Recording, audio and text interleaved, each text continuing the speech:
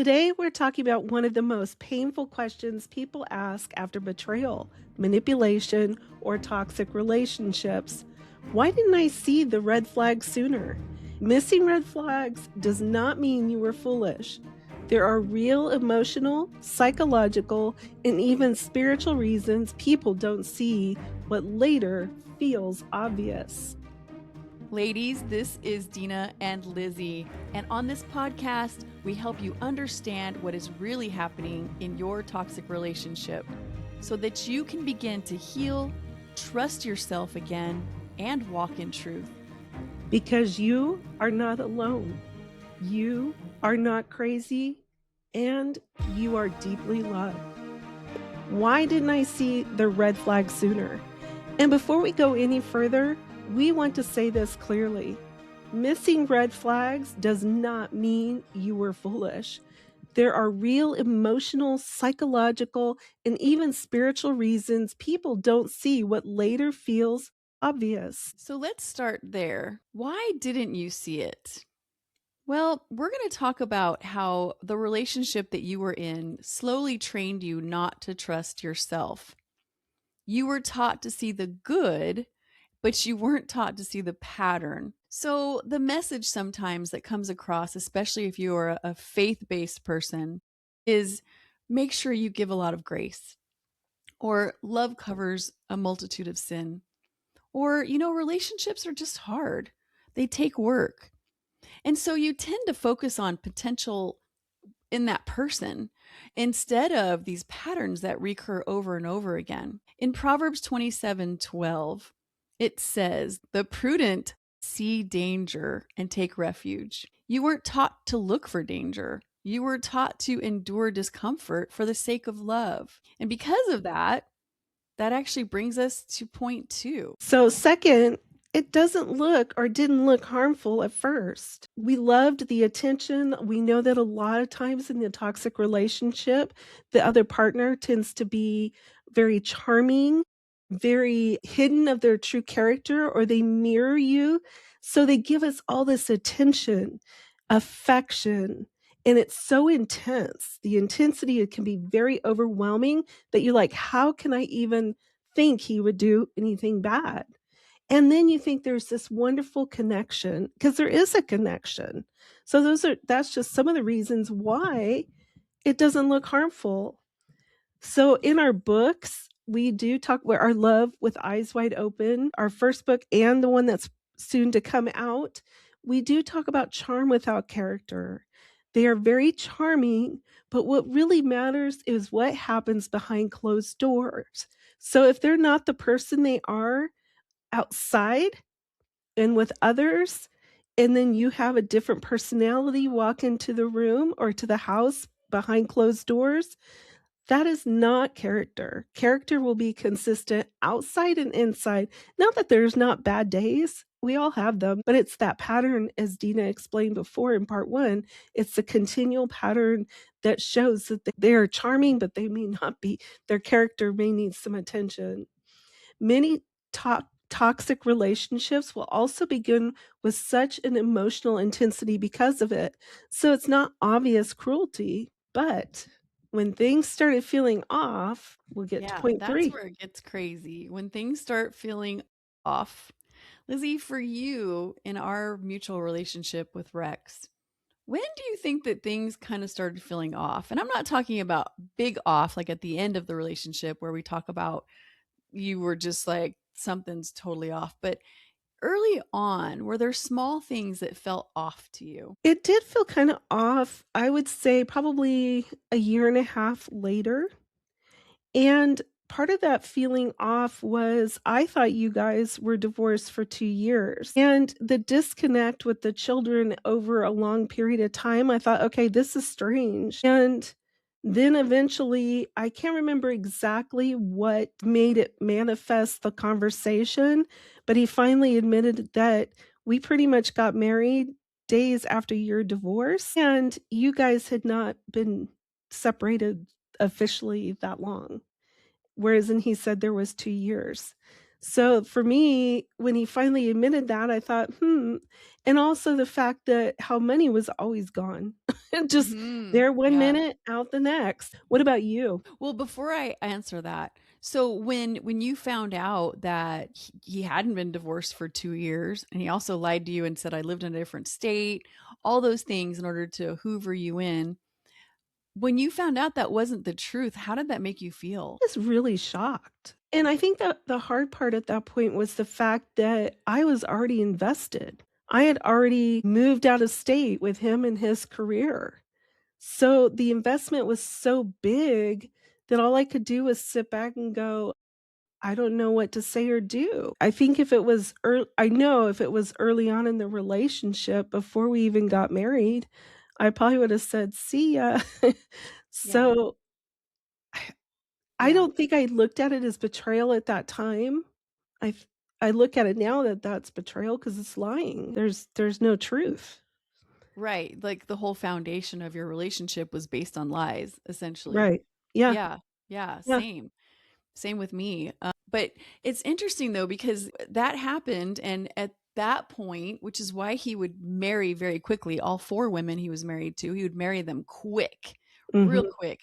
And that makes sense because he would make sure to really make it feel like you guys were a family. Even on, you talk about your dating, and he was doing things with you and for the kids and really becoming a family very quickly. And so at that point, it's not just about you and him, it's about, okay, yeah, he lied, and I'm sure he had some great excuse for it, but we're family now. So this is not just about me anymore. This is about splitting up everything because of a lie.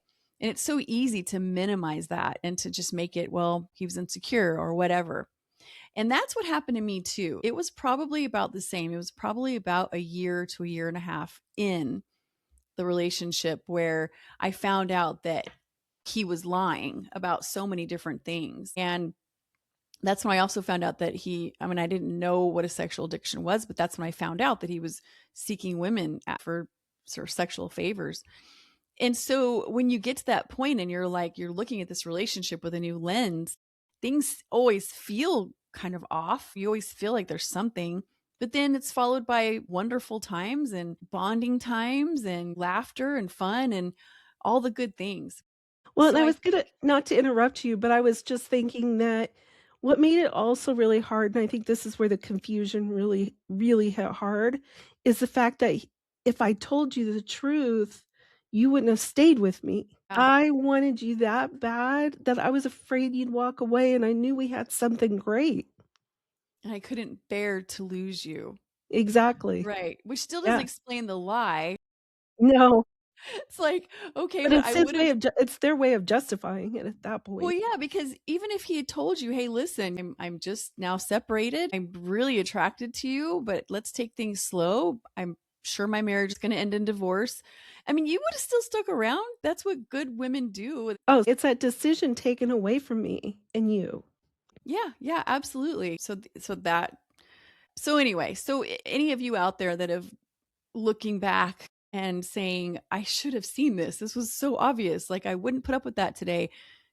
Don't get into shame because it's happened to most of us. It really has. And that's point three. Point three is that confusion was part of it. And you're getting mixed signals, wonderful moments followed by confusing or painful moments. Apologies, big gestures, even big cries, big changes. I'll change, but followed by repeated behavior. And so the scripture we like for this one is that 1 Corinthians 14:33, God is not a God of confusion. And confusion is not intimacy. You can't even have intimacy if you feel continually confused. But again, these things go in patterns. If you felt confused and off and something was wrong every single day, your relationship would probably be over fairly soon. But it's followed by generally long, maybe long, depending on who you're with, but long stretches of things are so good. Or maybe they're short stretches, but they're really good. It's like this crazy wild roller coaster where the high is so high that it just leaves you craving it again. But If you're confused and that confusion stays and it is a constant pattern, even if it comes and goes, it's still a pattern, you have to look at that as a red flag over time. And it's okay if you didn't at that point. So now we're going to talk about point number 4. You slowly adapted. Now, this one kind of hits me hard because it's so true.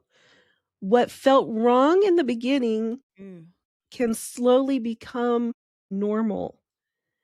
I think of the way money was spent. It was the normal for him, but not the normal for me. And then it became normal to always run out of money before the next paycheck. I know that finances may seem kind of quirky, but it was a big one in our relationship. And then also in my first relationship, in the beginning, when he would get upset in a really dark place and sometimes just follow me around and just kind of lecture me or try to be my Holy Spirit, whatever we wanna call it, then it would be interesting because then he would turn around the next day like it never happened. No apology, no reference to that conversation, and then it slowly became my normal as well. But I knew it was a toxic normal. I knew this wasn't a normal I wanted, but it just ended up being a way of life. I was with him for 14 years. So therefore my boundaries shifted. My tolerance continued to expand. And what I had originally as my intuition, over time began to become quiet. So we rarely wake up one day in a deeply unhealthy relationship. We usually end up there very gradually. Mm. I that one hits me hard because I think even people no, I think people that you and I have even observed or met with, they all shared this, that everything would at first seem wrong or, just enough disquiet in their spirit, but then it became normal, Yeah, I'm whatever that sitting here relation. cringing. I'm cringing listening to you say this, Lizzie, because it brings back so much that I did exactly that. Yeah, It was horrific and shocking and terrible the first time, and then it was awful and worth leaving the second time. And especially with the finances are a really good example, but you just work more. I worked one job, then I worked 2 jobs, then I worked 3 jobs, had little kids at home and was trying to make it. And you just keep trying to just make up for all the bad choices that they're making. And you're right, after a while it becomes more normal. It's still awful, but it does become more normal. And maybe mhm. at some point deep in our psyche, we just kind of realize that I can't leave right now for whatever reason. You guys, you just feel like I can't leave right now, so I have to somehow make the best of this. I have to somehow make it okay. I will take the responsibility on myself to be the yin to the yang and balance it out and make it okay. Man, it's a tough place to be. It is, it is. Yeah. And that one for some reason triggered me today. Yeah, yeah, you do. I would kind of put it in the category of like being in a cult. Like they talk about the frog, that you boil the frog, but you start with just warm, pleasant water, and then you know what I mean? You Yeah, quietly, incrementally raise the temperature until you boil that frog. That's how it kind of feels. You yeah, just get good more and point. more blind, Well more said. and more integrated. There's more stake. You have more stake in the relationship. So now it's not just you. Now maybe it's a baby. Maybe it's a couple babies. And so that just keeps going. So yeah, And crazy. financial debt that you can't yeah, Yeah. Gosh, exactly. Like I can't even afford to leave now. Yeah, I can't afford to leave. Or now we have a bunch of kids and now it's way more than that. Or like now I need both incomes. Yeah, you're right. It's crazy. Yeah. So, and then point 5 would be you trusted them because that's who you are. You're just a good person. You're not someone that's looking around the corner and distrusting and trying to dig up dirt on this person. You don't miss the red flags because you're weak, but you're so capable of love and hope and trust and seeing the good in people. And that's not a flaw. Those are really good qualities. But, toxic people, they know how to choose a really good, kind, trustworthy person that makes them look good, but also someone that they can literally siphon off of to get all their needs met and to just sort of become that person as well, become part of that team. So, those are things to make you feel a whole lot better. The reason that you have trusted and the reason that you fell prey is because you're such a wonderful person. And in one of our podcasts, we talk about super traits. Super traits are definitely one of the reasons, and those are good things. Thank you. Yeah, perfect. And so now we're going to step into part 2. And for many people, this can become the deepest pain. It doesn't begin when our relationships end. It usually happens later. When you start blaming yourself for not seeing it sooner. And Deana, I don't know, to me, this reminds me, this is pretty much when a person comes out of the fog. Mm-hmm. You've been living in the fog, so that's why I didn't see the red flags. And so now you're transitioning into the next part, and that is when it really starts to hit you. Yeah. So that emotional aftermath, right? Yeah, exactly. Yeah. And this is the part people don't talk about. I think when people do talk about it, they do talk about the coming out of the fog. It's after your betrayal. It's when that shock starts to come. You start coming out of that shock, and at the end of the relationship. And that's when that other layer of pain starts to settle in and take root. Whether we realize it or not, it kind of happens. And we end up being in an emotional spiral. We deal with our shame. We are embarrassed because we know other people may have been seeing this way before we did. We start to blame ourselves, asking us, why didn't I see it? How did I not see this? How did I miss those signs? How did I let this happen? And I asked that myself many times, especially after my second relationship. And those are really questions that can really filter our mind and can really put a handicap or disable us to proceed with our healing process. Yeah, absolutely. So it's funny because, you think, okay, once the marriage ends, I'm just going to move on. I'm going to be happy. Things are going to be good. But I agree, like you come out of that fog and now you're seeing things in reality. And then you can't really blame them anymore because they're not there. So you start looking inward, and that can be tough. You can be really hard on yourself at that point. But and also, I think sometimes other people don't mean to, but they deepen the shame and they'll say things like, I saw those signs right away, or you should have known, or, those red flags were obvious. And Lizzie and I have experienced people making these comments as we've made ourselves vulnerable and done these podcasts.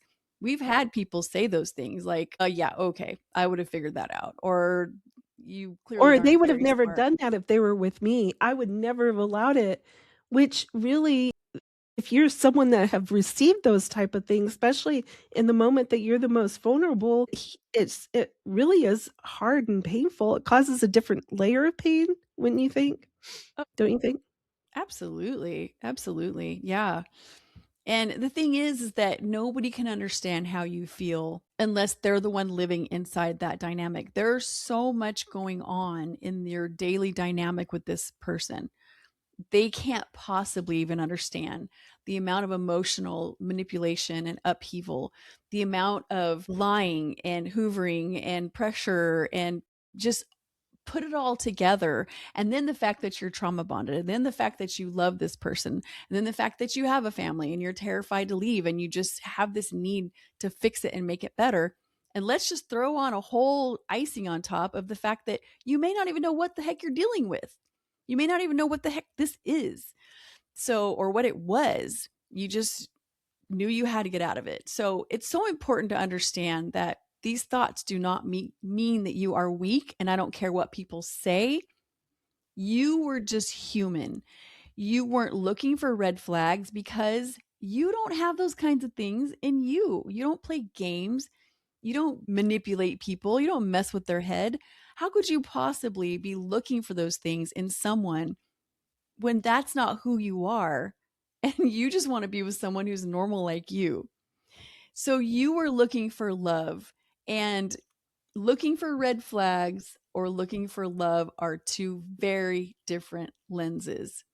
So be kind to yourself. Those red flags don't feel red at first, truthfully.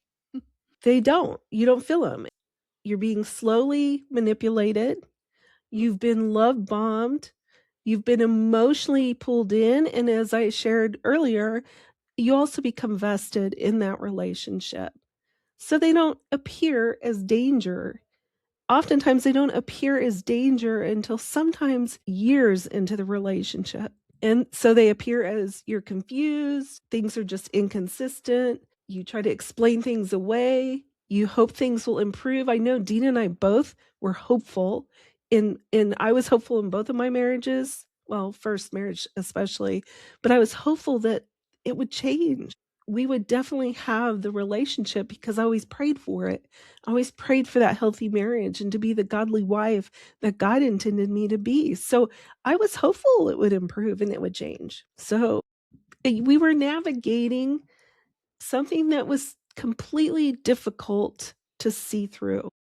And that's why we didn't see those red flags. Well, it was meant to be that way. Like Yeah. literally, this person made it their absolute trade and craft to make it extremely difficult for you to see the truth. And because you care about them and you love them and you're not looking for the deviant side of them because you're a good person, that's the perfect combination.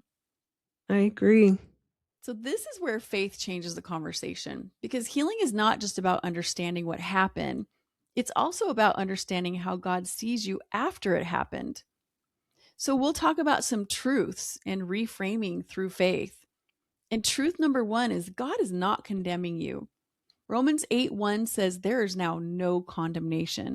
And God is not standing over your story saying, how could you miss this? How could you miss my will? I gave you signs. I gave you warnings. I told you. Even if you did have signs and warnings, and even if people did tell you, He is meeting you in the pain of it. And even when you couldn't see it clearly, He's there. He's not condemning you. He loves you. He wants good things for you, and He's going to set you free. And we can always kind of go back to look at the people that Jesus himself reached out to.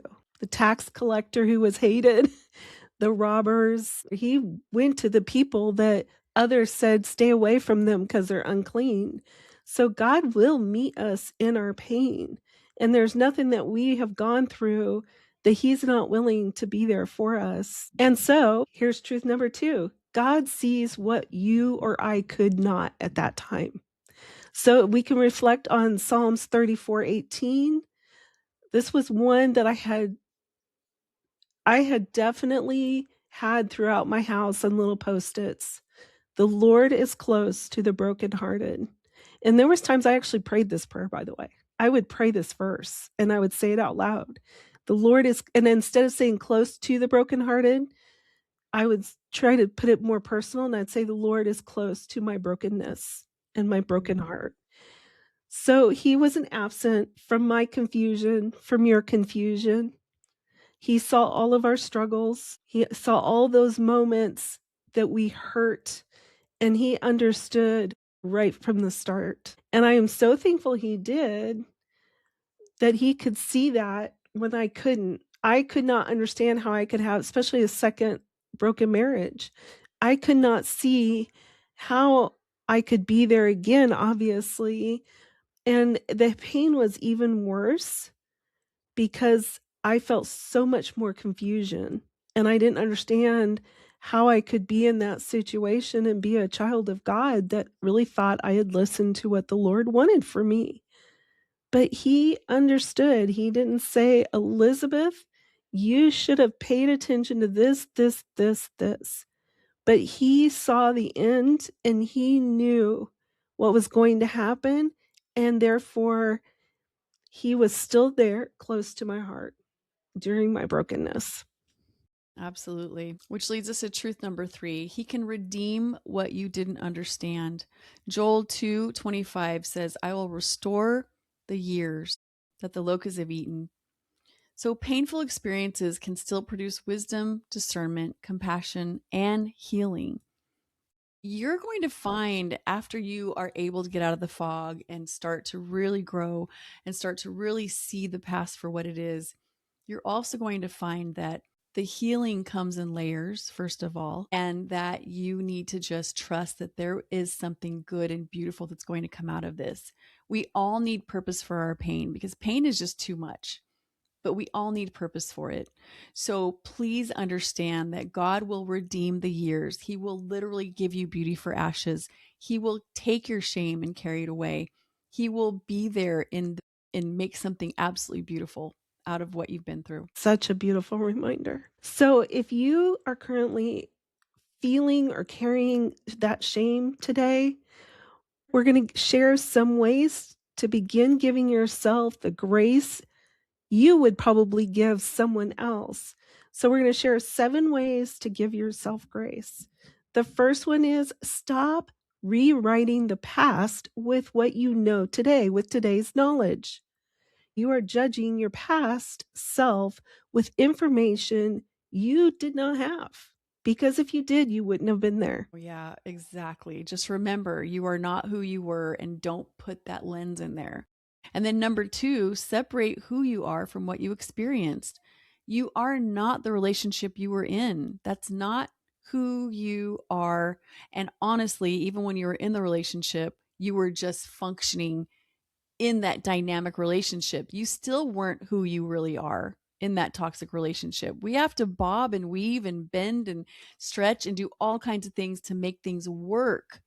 That wasn't who you are. So remember, separate that from what you experienced. Number 3, acknowledge what you survived. It was not simply a bad decision. And Deana and I have seen this over and over in other women and men too. It impacted you emotionally, mentally, and spiritually. And we've heard too many times how people come out of those relationships because of that with severe health issues. And it affects so many areas of our lives. So acknowledge what you have survived. Absolutely. And number 4 would be speak to yourself the way God does. Give yourself kindness, give yourself grace, give yourself love. Instead of, I should have known better, say, I was doing the best I could with what I understood at the time. Give grace. Great reminder.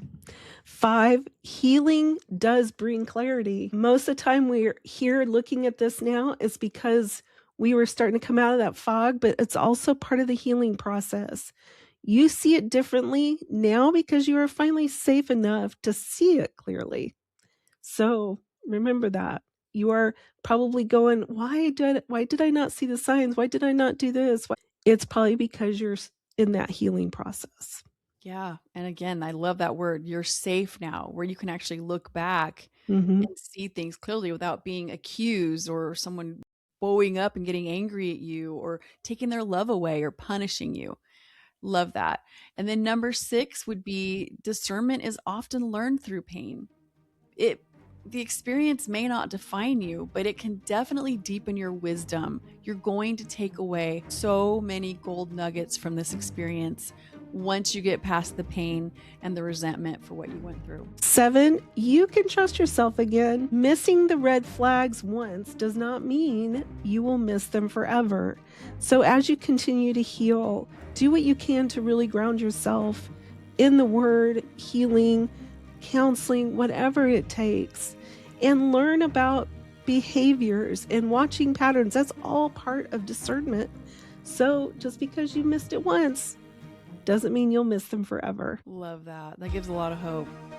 So if you've ever looked back and wondered, how did I miss this? I think the better question is, what do I need to learn from this now that I finally see it clearly? Because healing won't begin if you're condemning yourself, but it will begin if you're compassionate toward yourself. Next week, we will begin with episode 2. So this series is really about the journey so many survivors walk through. This was episode 1, which was to help remove the shame of why didn't I see the red flags. Episode 2 will help you create awareness for your future. And episode 3 brings empowerment and healing as you learn to trust yourself again. because healing isn't just recognizing red flags, it's about rebuilding the confidence and peace that toxic relationships tried to take from you. Yeah, and if this conversation resonated with you, please let us know in the comments. We always want to hear your feedback. We always want to know if these things are landing for you.